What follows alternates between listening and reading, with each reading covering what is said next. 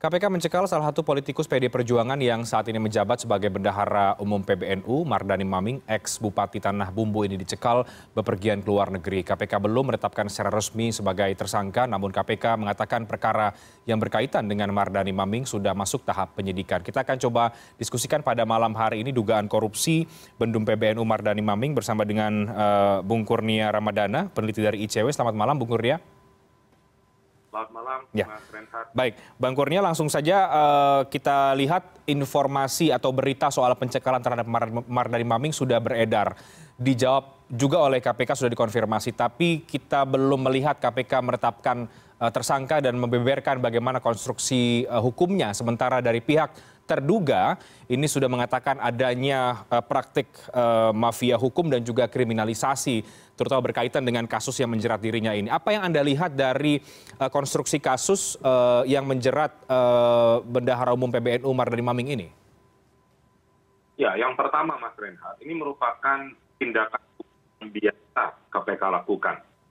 Kita bicara soal pencegahan orang berpergian ke luar negeri, itu adalah tindakan yang legal dan diatur dalam Undang-Undang KPK, tepat pasal 12 ayat 2 Undang-Undang 19 tahun 2019.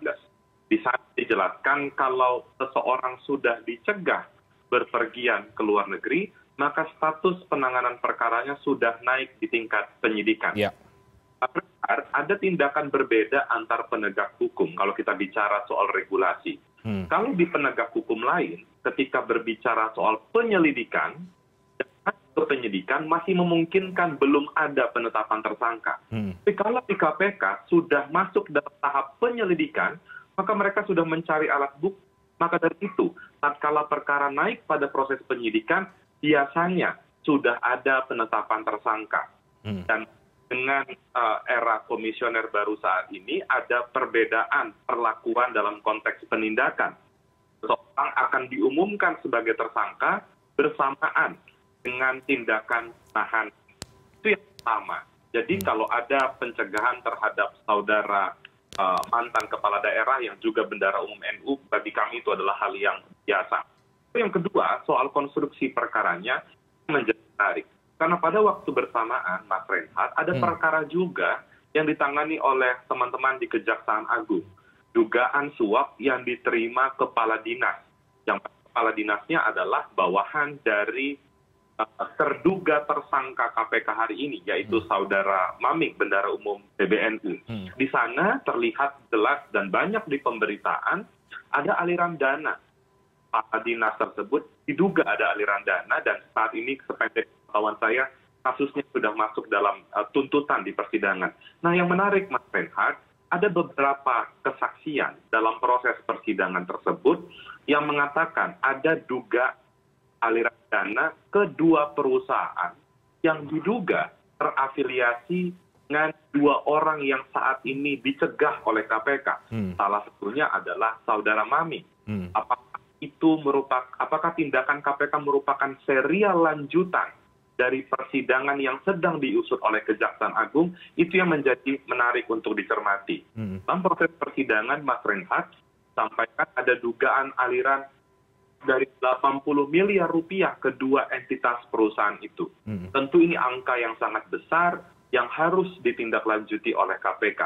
Bahkan kalau ICW melihat jumlah yang sangat besar itu, KPK tidak cukup menyangka dengan undang-undang tindak pidana korupsi, harus dilihat juga potensi untuk menjerat dengan aturan anti pencucian uang karena jumlahnya yang terbilang sangat besar. Dan KPK juga harus mewaspadai agar tidak ada, kalau kita sering istilahkan serangan balik dari para pelaku, misalnya melalui forum pra-peradilan dan lain sebagainya, itu yang harus dimitigasi lebih lanjut. Kalau tentang argumentasi yang mengatakan, kan sudah banyak sebenarnya ya Mas Renhat, tersangka KPK mengatakan saya dizolimi, saya dikriminalisasi, itu bukan hal yang penting dan tidak terkait dengan substansi hukum. Kalau memang yang bersangkutan ingin membongkar, tentu itu akan sangat baik. Tapi niat untuk membongkar itu tentu tidak menghalangi proses hukum yang saat ini sedang berjalan di KPK. Oke. Termasuk soal tudingan politisasi, Bung Kurnia, tanggapan Anda? Iya, itu kan nanti ada forum klarifikasi ya, ketika sudah resmi penetapan tersangka, dalam proses penyidikan itu kan saudara tersangka pasti dipanggil untuk diperiksa. Forum untuk menjelaskan politisasi ada pada pemeriksaan tersebut, dan kami yakin penyidik juga akan melihat apakah isu politisasi itu relevan dengan substansi perkaranya. Kalau tidak relevan, ya itu pasti akan diabaikan. Atau mungkin nanti bisa menawarkan sebagai justice kolaborator seandainya ada pelaku lain yang lebih besar belum diungkap oleh KPK. Oke. Baik, Bung Kurnia, KPK lewat juru bicara juga mengatakan bahwa sudah mengantongi minimal 2 alat bukti ya, karena ini sudah naik ke dalam tahap penyidikan. Apakah menurut Anda memang sebaiknya karena ini sudah menjadi pemberitaan di masyarakat, KPK juga sudah ada respon bahkan dari terduga tersangkanya, apakah sebaiknya KPK memang segera melakukan penetapan tersangka, memperjelas ini kepada publik? Ya, saya rasa tidak begitu penting informasi ini ditutup-tutupi. Toh juga lembaga negara, Direktorat Jenderal Imigrasi, salah satu pejabat tingginya juga sudah mengonfirmasi tersebut berkaitan dengan status tersangka. Kenapa mesti menunggu ada upaya penahanan? Kalau kita dengan aturan yang ada dalam hukum acara pidana, orang ditahan itu kan ada kekhawatiran dia melarikan diri. Kan sudah dicegah, otomatis dia tidak bisa lagi berpergian ke luar negeri, jadi tidak ada urgensi lagi untuk tidak mengumumkan. Apalagi menjadi terduga sudah mengatakan dengan sejumlah argumentasi, kriminalisasi, mafia hukum, dan lain-lain.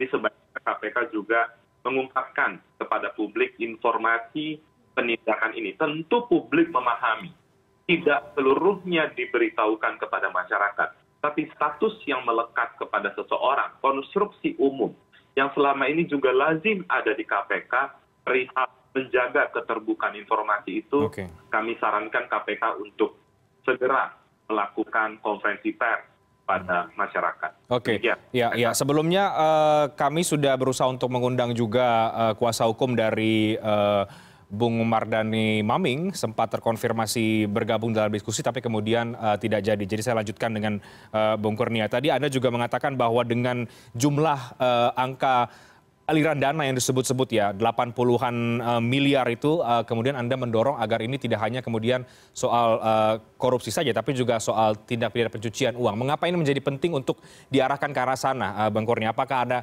karena faktor nominalnya tadi atau kemudian ada faktor yang lain?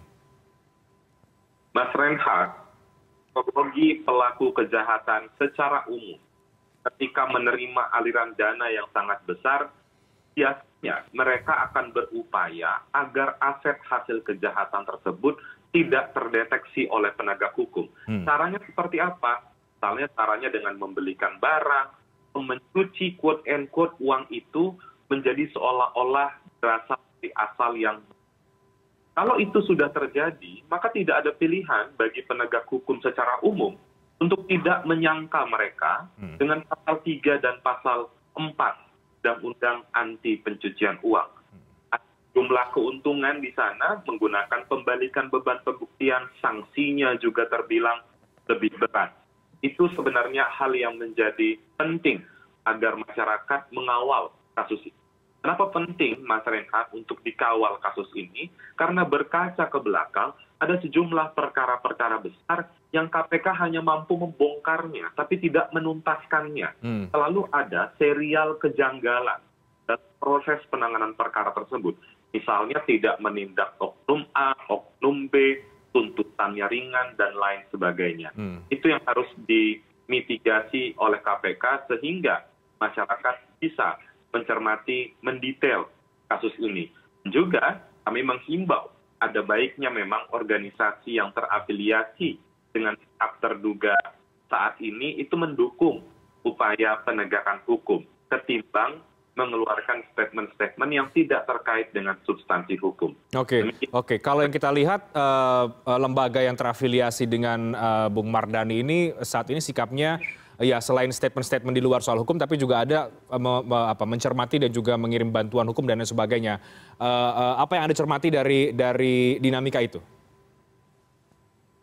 Iya, tentu kami tidak berharap penanganan perkara ini dijadikan ajang atau dipolitisasi oleh sejumlah kelompok. Maka dari itu, baiknya proses hukum ini dihadapi saja. Toh juga, Mas Reinhardt, ada mekanisme hukum. Sebelum masuk ke persidangan, ada mekanisme pra-peradilan yang bisa menguji keabsahan penetapan tersangka, yang bisa menguji due process atau hukum acara saat proses penindakan berlangsung.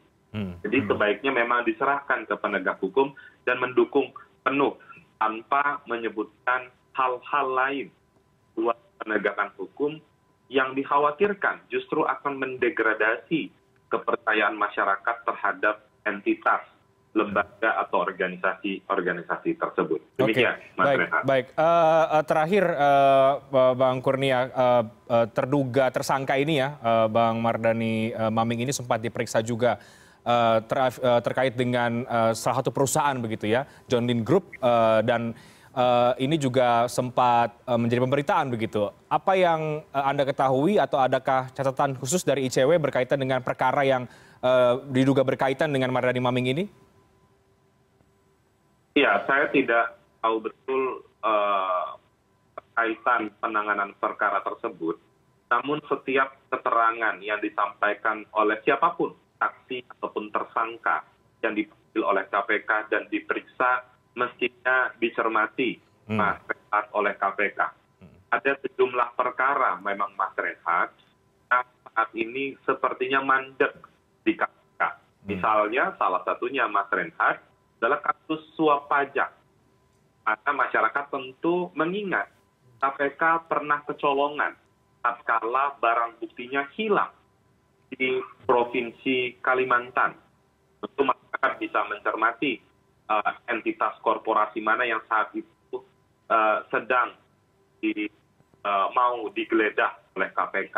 Nah, perkara-perkara seperti itu sebaiknya juga diungkap oleh KPK tanpa memberhentikan proses penanganan perkara yang saat ini sedang berlangsung, yang diduga menetapkan tersangka jabat top elit tinggi organisasi besar di Indonesia. Demikian, Mas Reinhardt. Baik, kita tunggu keterangan resmi dari KPK, Bang Kurnia, tapi tentu kita juga berharap bahwa kasus ini tidak didudukan ke ranah politis ya, tapi kita dudukan di tempat kasus hukum yang dan juga ada mekanisme hukum untuk kemudian jika keberatan. Kita lihat akan seperti apa perkembangan ke depan. Terima kasih Bang Kurnia Ramadana, peneliti dari ICW sudah bergabung. Selamat malam, sehat selalu. Selamat malam, terima kasih Mas Reinhardt.